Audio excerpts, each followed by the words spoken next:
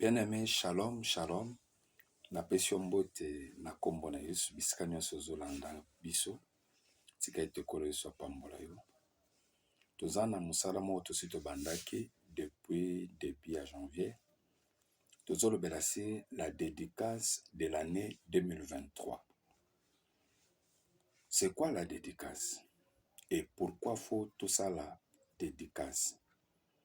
Tozosala la dédicace parce que toza na posa eloko na biso tozosala la dédicace ekoma spécial ezwa caractère moko spirituel. Eloko ezozwa caractère spirituel, c'est quelque chose qui est devenu sacré. Et ce qui est sacré est intouchable, est inviolable. C'est pour cela, comme c'est pour l'année 2023, nous voulons assez que l'année 2023 soit pour nous une année de bénédiction, de succès, de réussite, une année intouchable, inviolable. Une année oyo Satan akoki kobotola biso yango te, oyo Satan akoki kozwa yango te ke asakaneli biso ndenge alingi. C'est pour cela que nous faisons la dédicace pour année na biso ezwa caractère moko spirituel. C'est vraiment une réussite dans la vie soki ozotambola na kati ya protection ya Nzambe, soki ozotambola na esika oyo Nzambe nde asimbi yango. C'est pour cela omoni nazo toucher sous-point moko et qu'on permettre biso pour te comprendre dédicace malamu. Tokoki ko dédier en été. On ne peut pas rendre quelque chose sacré si au préalable biso moko te se rendre sacré te. C'est pour cela moi tokotaki na sous-point os tozolobela sur la consécration. Na kati ya consécration to bande toucher moi ba point moko. Komi bonze pa Nzambe par rapport à nini toyeko toucher place toza les sacrés dans le mariage. C'est-à-dire quoi? Le mariage est sacré. Et comme le mariage est sacré, c'est quelque chose où yomutu fa se consacrer na kati elokwana. Ami bonza na kati elokwana. Asalo yo Nzamba bongisa. Ami salela makambo te. Pourquoi po libala ezeloko uti pa ya batu te mais ezeloko uti pa Nzamba. Et que dit la parole de Dieu? Et que dit la Bible? Le sacré dans le mariage. 1 Corinthiens chapitre 7e. 1 Corinthiens chapitre 7. Je lis au nom de Jésus-Christ. 1 Corinthiens chapitre 7, verset 39e. Une femme est liée aussi longtemps que son mari est vivant. Mais si le mari meurt, elle est libre de se marier à qui elle veut, seulement que ce soit dans le Seigneur. Une femme est liée aussi longtemps que son mari vit. Moi, si nini? Moi, si oyo aza mwana Nzambe, oyo babala ye. Lokola aza mwana Nzambe, babala yo, vous êtes liés aussi longtemps que le mari est vivant. Ata déplacé à qui? Angola pour Noluka Mbongo, a déplacé à qui poto, à qui mission de service. Lokolo, oyebi nanu te ka kufi, oza lié na libala wana, c'est-à-dire mi batela, osala mobulu te, sambela Nzamba salisa bino, bokuta na esika moko po continuer mariage na bino. Et si le mari meurt, automatiquement, lien ya libala ekatani. Ezo zela te ba ya kosalela bino prière pa pasteur moko devant cercueil, c'est comme si avant bobalana, botelemaki devant cercueil moko boy. Ezana prière moko te ba kosalela bino, si ce n'est que prière eza ki to recommandé sur mboka Nzambe apeso nzela sika po oya sa kei akei. Il n'y a pas de rapport entre les vivants et les morts. C'est par là, ba erreur salami pour moni bateau na bazo ke ne bazuzi ba bague d'alliance ba latani après bazo ka ba longola ya yo tout consort ainsi de suite. Ezalaka te o bague d'alliance pe na kata mariage ezalaka te. Soko tali ba matin na nga mususu au kuta j'ai parlé sur les ornements de nobel babiloko wana nyonso. Alors moi si wana soki mobala kufi automatiquement libala kufi. Libala sil. Cérémonie moko ezate, famille sokolo na eloko moko te. Kaka basala Nzambe bakosambelela yo, c'est tout. Nzamba sunga yo ozwa nzela na mususu po oza mwana Nzambe.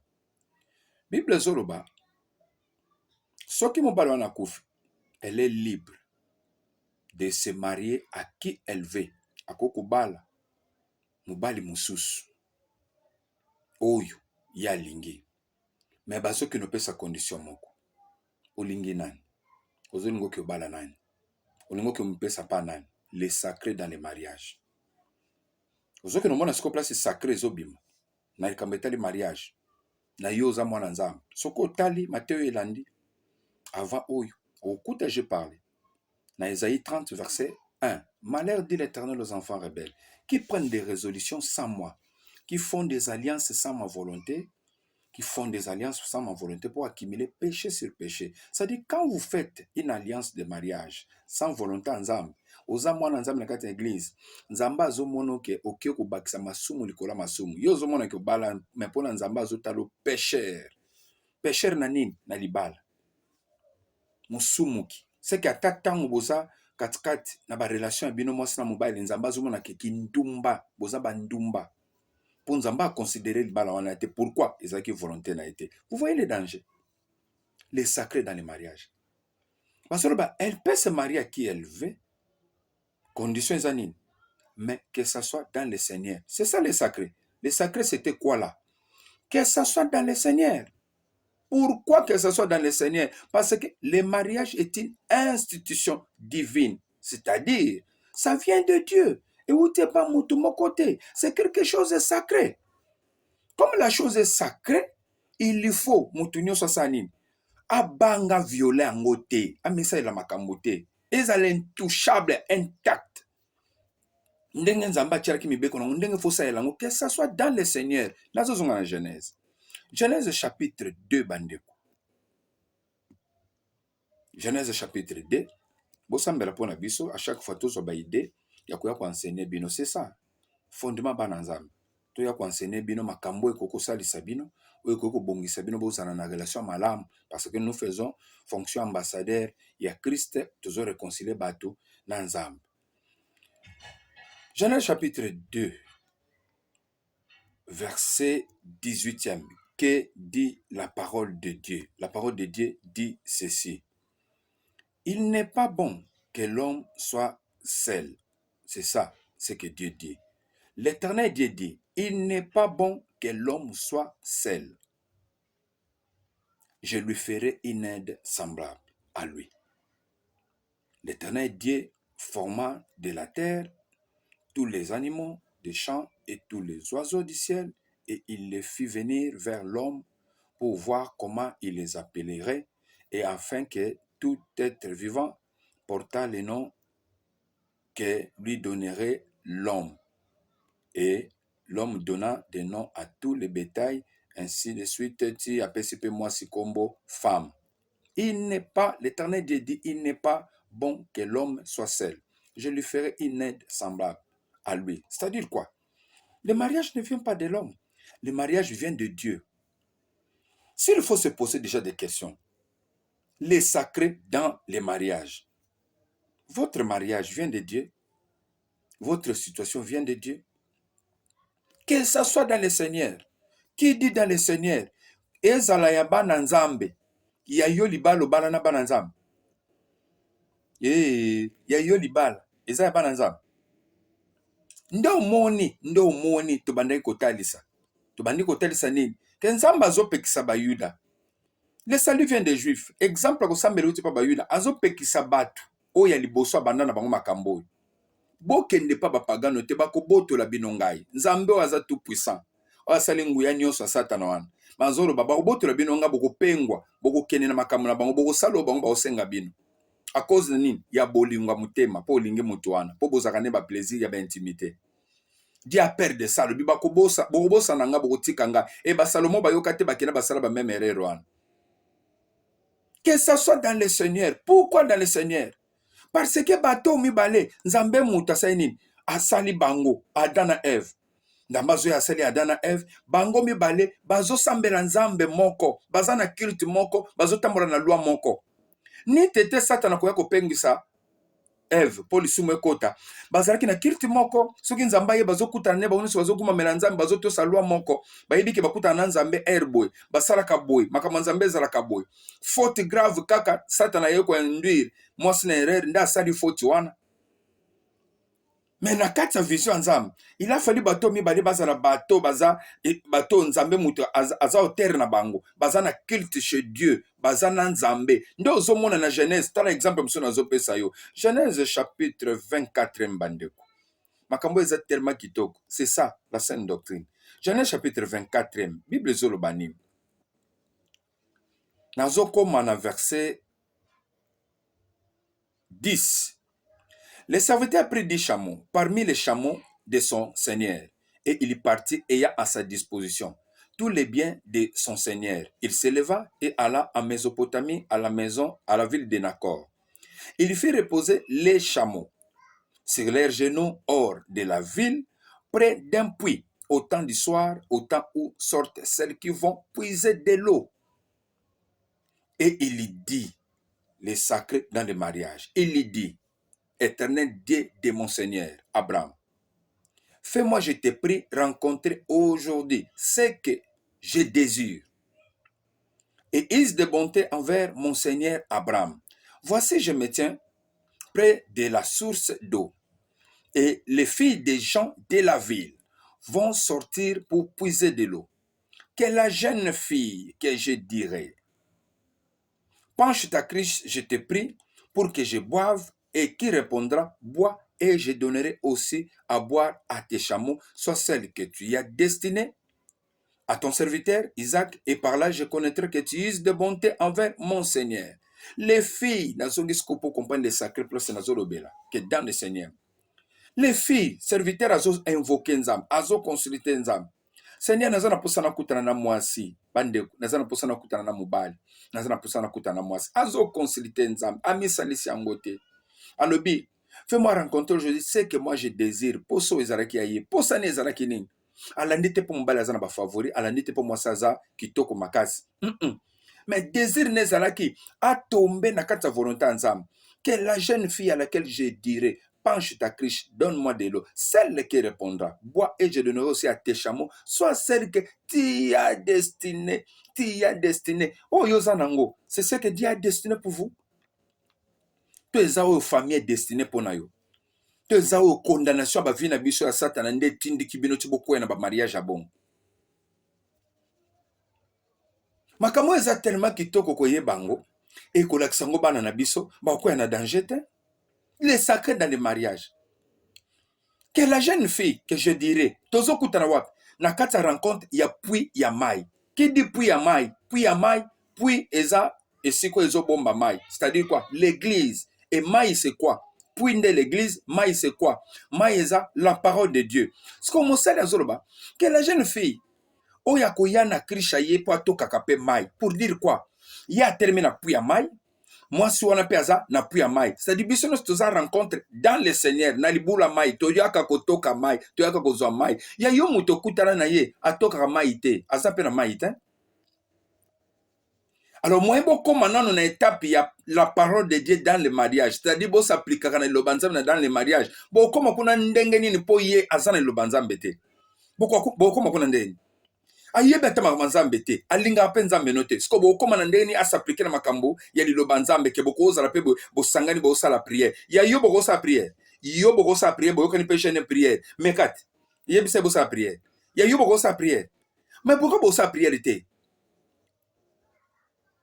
Parce qu'il n'y a pas de sacré dans le mariage nabino. Il n'y a pas de sacré. Vous savez la makambo ya bino, o eza libanda ya nzambe. Libanda ya nzambe. On ne sait libanda ya volonté nzambe.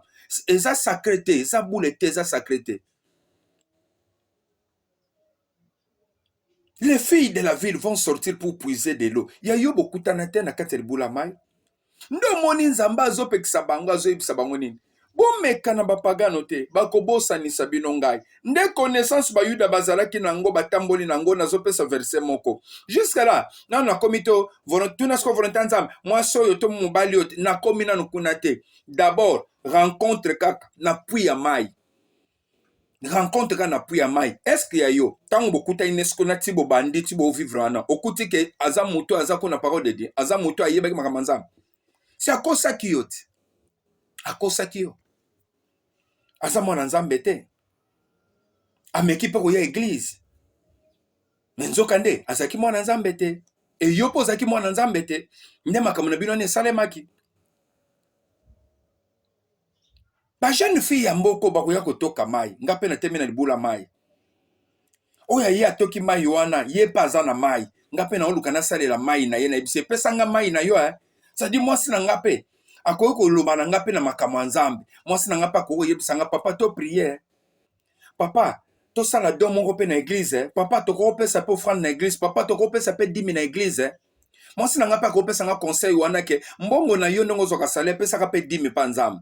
Pourquoi eza mai oyo nazozwa mpa na ye aza na mai na kati na ye ayebi ke bapesaka offrande ayebi ke basungaka mpe eglize ayebi ke basambelaka papa tokokota mpe jeune priere mpo nini aza na mai ya yo mwasi okutana na aza ta na mai ndambu te ya ye aza nde na badésir charnel baposaka ya nzoto me mai ata ya moki oyo eza te soki otushe ka bende alembi mpo makasi ne yango wana kote point fort ne yango wana me mai eza te aopesa oni so arrive lelo obeli papa obeli AVC yango esu yo na bituma nyonso twana ngo na bafamille oyo na bagrâce nzambe asala oyo oza na ngolu moko ya kozala mokonzi pam babeti yo bitumba moko boye AVC mwasi oyo aza na mai ya kokota priere mpo asoutenir yo okokufa rapide omoni okota na nzela mabe omoni okota na nzela mabe okokufa rapide mpo aza na eloko osungo te ayebi makambo wana ete aza mpe ata na mai moko te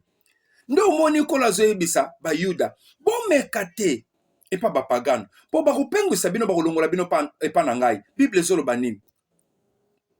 Que ça soit dans le Seigneur. Tozotanga verset moko omona ndenge ezalaki volonté ya nzambe. Juge chapitre 14 nazobana na premier verset. Samson descendit à Timna et il vit une femme parmi les filles des Philistins. Lorsqu'il le fit remonter, il les déclara à son père et à sa mère et dit: j'ai vu à Timna une femme parmi les filles des Philistins. Prenez-la maintenant pour ma femme. Son père et sa mère lui dirent: yo na mobali no na mwasi na yo papa na mwasi na yo boyebi makambo oyo bino bokoyebisa ngo mpona mwana na bino wana bana bino nalobi bana na bino bokoyebisa yani bokoyebisa makambo oyo tooloba oyo ya Bible boyebi yango ya bino si se présente mwana mokonzi baza na mbongo mpo batambola na voiture batangaka na collège basalaka boye bakutanaka place ba G ya cher bakutanaka na baconférence tel ozopesa mwana ozobalisa mwana mwasi na mobali moko ya bongo ozobalisa mwana mobali na bana mwasi moko ya bongo mpona nini? Parce que elle est jolie ndenge Samson azolula mwasi moko ya bafilistin mpo aza kitoko. Mais yoka baparent oyo baza na mai oyo baza dans le Seigneur, papa na mama dans le Seigneur, papa Samson dans le Seigneur, maman Samson dans le Seigneur, yoka façon bazo reprendre mwana bango. N'y a-t-il point de femmes parmi les filles de tes frères et dans tout notre pays que tu ailles prendre une femme chez les Philistins qui sont incirconcis,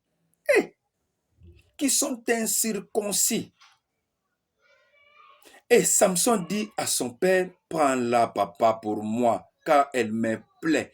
Pour eux, ces pélissos qui toquent apparence de ces pélissos, mais aux oboya, aux eza sacré. Vous refusez les sacrés à cause du plaisir. L'église doit être enseignée. On ne peut pas refuser les sacrés à cause du plaisir. C'est pour cela, la Genèse 24, aux Okuta, Eliezer Azoloba, donne-moi aujourd'hui ce que moi je désire.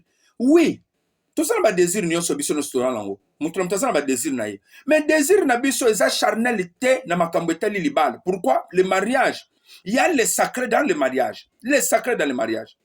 Il dit quoi? Que la jeune fille à laquelle je dirai: penche ta cruche, donne-moi à boire. Celle qui répondra: bois et je donnerai aussi à tes chameaux de l'eau à boire. Soit celle que tu y as destinée. Quand il dit, sois celle que Seigneur t'y a destiné, c'est que sa responsabilité est longue. Responsabilité est Eliezer, est longue. Il y a Yoba désir, parce qu'il me plaît, il a des favoris, il parle bien, il a des beaux yeux. Biloko landako, et si là, à cause de l'accident, ziki ruluka favori. Biloko landako, et si là, à cause de l'accident, moi, je suis sur les ma colonie se boukani.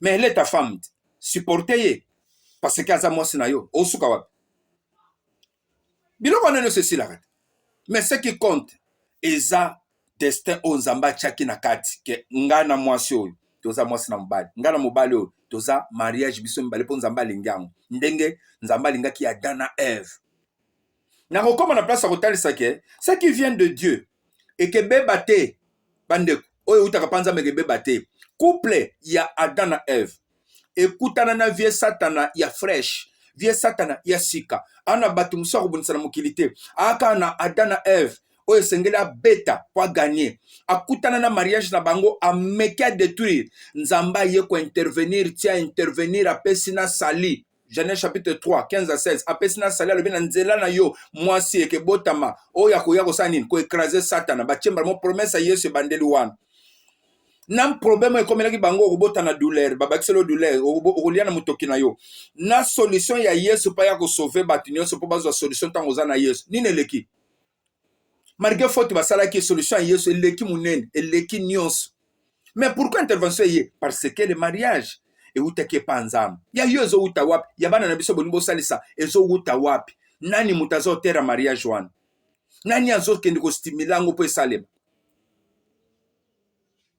responsabilité, il y a Eliezer et Longwe. Pourquoi? Alors, que ça soit celle que tu as destinée, à son responsabilité, pas Nzambe, que cette fille-là soit celle que tu as destinée à Isaac, ton serviteur. C'est-à-dire quoi? Il y a le mariage qui vient de Dieu. Il y a la femme de la destinée et l'homme de la destinée. Que ce soit dans le Seigneur. C'est pour cela. Tango, Zambazo ya kokebis, akebisi batunyos, ache mobeko, n'allez pas chez les incirconcis, kokene pas ba payente. Ya yo posa kaka mibali ya ba pagano, ya yo posa kaka mibasi ya ba payen. Osokuta monsa payen wana, nde ye wana yo kaka bien. Ndenga alati, ndenge nzoto dessiné, ndenge alati ma pantalon ekita ye ndire mutasumbi nde yo mibali yo sepelaka ndenge atie mwa barasta nde mibali yo sepelaka ndenge mwasi wana asali bamisu ne basili oyo diembelo ndire miso ndenge koya nde basi ya bongo yo lulaka atie babukle bele diembeli mosusu atie awa mosusu atie na kati ya lolemo atie mino or nde biloko yo yokaka sentiment na nzambe bokoyokana te na nzambe bokoyokana te yo mwana nzambe oza mwana nzambe okepa bapagane obebani na nzambe bokabwani alliance ekufaka te ekufi c'est par là nde mokili ekomi na problème tokomi nango mokili lelo tosukaka na 120 ans okanisi euti wapi nasukisela ta wana Genèse chapitre 6e bapapa ya Samson balobi ye mwana mame mwasi aza te kati na biso awa nzambe alobaki tobala na biso bana nzambe mwasi aza te yo ozokende mpa baincirconcis mpa bapayene nde ozokende basalaka boye te mpa bayude epa na biso bana nzambe esalamaka bongo te nde omoni un connaisseur alobi yango que ce soit dans le Seigneur bana nzambe premièrement bana nzambe avant na tuna nazwa oyo te tokutana dans le Seigneur tozala nanu bana nzambe bible ezoloba nini natanga biloko na ngai nayaki nango Genèse chapitre 6 premier verset nazokita lorsque les hommes eurent commencé à se multiplier sur la surface de la terre et que des filles leur firent nées bato ntango bakomi oyo ebele na se na mabele bazobela na se na mabele balobela lola te landa bien je sais pourquoi je souligné lola te olongola confusion ezalaka nango ntango bato bakomi oyo ebele na se na mabele awa le fils de Dieu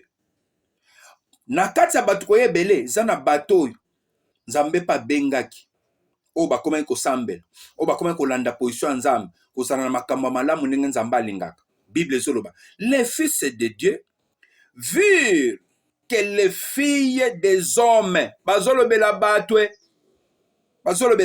les fils de Dieu, virent que les filles des hommes étaient belles.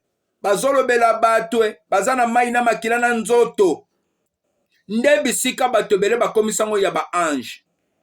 Ba ange lo awa te, awa ba ange salema te, pe ba ange moko batikala kobala bato na mokili te bandeko. Bible ezoloba boye. Nazo zonga, naza na verset 2 ya Genèse chapitre 6, nazo zonga. Na kena telisa bino nzambe wa lobaka solo. Genèse, Hébreu chapitre 1er. Hébreu chapitre 1er, Bible ezoloba nini? Hébreu chapitre 1er, nazo luka verset, natangela bino.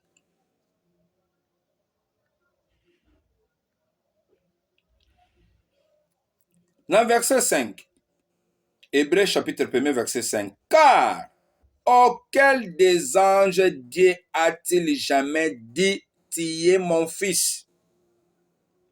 Atana ange moko, tenzamba sa loba que tu es mon fils, et loba mika epa Yesu. Nabiso batu, le fils de Dieu, vinrent un jour devant Dieu, et le diable aussi vint. Et loba mina Job, ils appellent le chapitre Moussous. Le fils de Dieu, biso batu. Ba ange te, ba benga ba ange moko fils te. Ata ange moko te ba benga ma fils de Dieu, azate. Nde bazoloba, car auquel des anges Dieu a-t-il jamais dit, tu es mon fils? Ata ange moko te bengama. Kaka Yesu nde loba melie na biso batu ya mai na makila. Tu es mon fils, je t'ai engendré aujourd'hui et encore je serai pour lui un père et il sera pour moi un fils. Nabayuda, quand on parle déjà de ça, pour nous parler aussi c'est la défense de la saine doctrine. Dans la saine doctrine, la divinité de Jésus-Christ. Dans la communauté, pour le fils de Dieu. Quand on dit fils de Dieu, quand on dit Messie, Christ, ça veut dire quoi? C'est Dieu lui-même en personne. Car auquel des anges Dieu a-t-il jamais dit, tu es mon fils, je t'ai engendré aujourd'hui, et encore je serai pour lui un père, et il sera pour moi un fils. Atana ange mon côté nzamba bengaye fils. Pour dire quoi? Quand Dieu parle de fils, il parle des hommes, il parle de Jésus-Christ lui-même étant Dieu.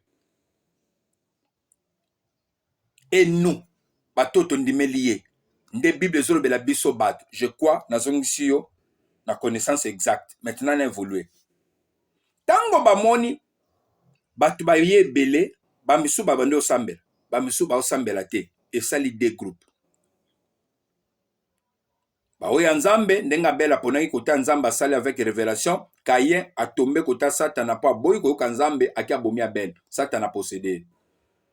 Basolo ba. Bano ya nzambe tango bamoni. Bana ya bato ya mokili. Nde différence salamian. Baboti ba jeune fille ya kitoko. Baluli yango ndenge yo lulaka. E banda na biso te. E ute mwakala. Mais biso tozwi grâce. Bango bazaki batel boso bazalaki na mateya te. Mais biso tozwi mateya. Pona nini? Poto keba. Que y a le sacré dans le mariage. Nde basali nini? Et ils en prirent pour femmes parmi toutes celles qu'ils choisirent. Bake kopona ngana lulio, ngana lulio, ngana lulio, ngana lulio. Lula. Tango na zolo bo landi ngati. Continue na mupagano wana mbali. Continue na païen wana ya mwasi. Problème ezate. Lula ndongo lula kaipa tambola ka bien. Malamu. Mais tale loko sala biso lelo et condamna biso nyonso lelo à cause ya alliance wana. Yoka nzambe. Alors l'Éternel dit, hey, nkele, basale loko boye pona nini? Groupe aussi bakomaki kosambela fale bami pona bango na bango kaka babalana. Pourquoi baki osale loka boye? Nzamba yoki nkele noze. Ise loko kosala matenzi. Ah, ata pasteur azate bongo babel basala makama avec révélation comment? Ah! Alors l'Éternel dit, mon esprit ne restera pas à toujours dans l'homme. Nde nzamba sa nini? aretire molimo na ye kati na biso. Molimo oyo azalaki na mposa efandaka wana nde aretire yango kati na biso. Nde molimo wana ye kozongela biso lisusu ntango Yesu Kristo azopesa biso siko Saint Esprit lelo. Nde molimo wana ezongi. Soko oke ozwi mopagano aretire yango. Ngambo na yebisi yo. Meka mona ndenge aretire yango. Soko oke osali kaka alliance mopagano aretire yango. Peut-être kotuna ngai biso ba tozosambela tozana ba païen na biso na ba païenne na biso. Yo mutu bozaki ba païen moko akomosambela nzambe pa pesi procédure pona bino. Nzambe apesi procédure. Naza na place nazaleli. Po tuna nga ba question na tina procédure. Nzambe retire molimo na lobi ekezala lisusu te kati na mutu. Ekezala lisusu kaka te kati na mutu. Ndo moni ancienne alliance. Nzambe apesi bango système basala mélange à mafuta. Oui, que ça qui représentait l'huile d'onction de l'éternel, que présence en Zambé vers nayo. Et dans l'ancienne alliance, Nzamba bandaye koya vers muta, se poser l'ikolo mutu, à utiliser à salélier. Mais le long Nzamba zako habiter en nous. Le Saint-Esprit habite en nous. Na kati na biso. Différence yangwana. C'est-à-dire, azongi susu moli mone kati na mutu, po ezala ki posa Nzamba. Ezala ki ndenga lingera ki makambo ezala. Mais soko keko s'attacher na mo pagano, Dieu retire son esprit na kati na. Kokanisa te po koyeba makambo nzambe oso yebaki etikali livre pamba caractère spirituel ebunge katino. Pourquoi Dieu a retiré son esprit à cause ya faute.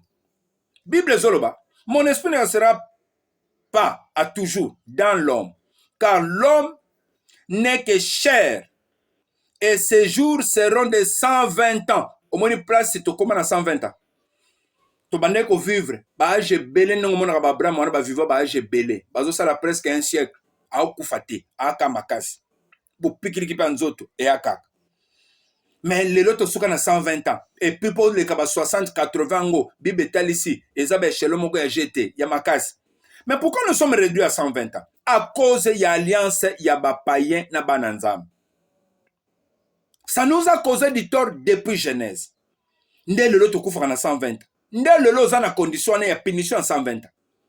Ndo lingi sus punition à 120 ans. Oanango e condamné yo. O lingi sus ndongo sa mwana nzam. O buka le sacré dans le mariage. O buka ngo détruire ngo marcher ko nango. O ke no susu mo pagano. Incirconcis o ke no lingaye. Pon nzamba zo lisusu. À part condamnation ko kufa 120 ans ke longwa kate pon nzamba desida bongo. O ke no suko zo problème 120 ans zo condamné yo pen nzamba retirer son esprit en vous. Non, c'est pour cela enseignement. Je vais enseigner. Cette année, je vais enseigner. Pour aider l'église. J'ai un appel authentique. Zamba bengangai avant na botam. Et nebisaki nzambe, je vais te servir. Pesangai malakis, pesanga mayel. Na distinguer na neoyo, na te ya ba profondeur, ya doctrine ou sala ki ban nzambe ba se réconcilier na nzambe. Tu veux t'engager? Tu veux t'engager? Les sacrés dans les mariages. Nini eza sacré dans les mariages? Un, il faut azala mwana nzambe. Tokutana dans le Seigneur. Nde place na simbi na. Non na simbi te ko tunaki nzambe, to tunaki non na komi kuna te na bi les sacrés, ça commence d'abord dans le Seigneur. Nde place na simbi. Lokola basala ki makambo eza dans le Seigneur te et condamné biso 120 ans. Samson azolango ba problème beaucoup type délit la bomisa na chapitre 15-16. Délit la bomisa pour na kolinga ka Philistine. Nde salaki akufa grâce nini onse beba. Ba Salomo bazo ba problème ti ba kufi avant pour nini ko ke nokozwa 700 femmes azo bala wana 700 femmes abali okuti ba paya na kati ebele bakenda ko salisa ye ba hotel ya banzambe na bango pe Salomo aguma meli bango talaka ndenge na obeta lisolo na ndenge yo po talanga no linga manzambe siko ofukama o wando sambela vie Satan vie Salomo ba vio makomba sala na bakoko Abraham soki ezalaki na tana biso abaza bato ko beta bambata. Vieux Salomon peno telemo bano fuka mozo sambela vieux Satan. Vieux Abraham ozu pena mama Sarah ozu mwasi na yo ozu simbisi ye opesi papa mutu yo gagner mbongo ozo tala bango pendant des années ndenge pe ba o vivre. Soki nzamba kanga libumu te nde mama Sarah bota bana pa bapaya. Nzamba pambola yo. Les sacrés dans le mariage ndi enseignement na sanam. Merci beaucoup. Tozana pour ça soutien. Tozana pour ça soutien, tozana pour ça musala nzamba. Je me débrouille pour message comme pana. Ça les faut soutenir biso. Nzamba ko zangate kokanisela yo. Omoni bato basutena mosala nzambe. Bible ezoloba il mérite que osunga ye. Pourquoi? Opo yenda tongelaki biso tempelo oyo. Kola pambola yo. Merci beaucoup. À la prochaine.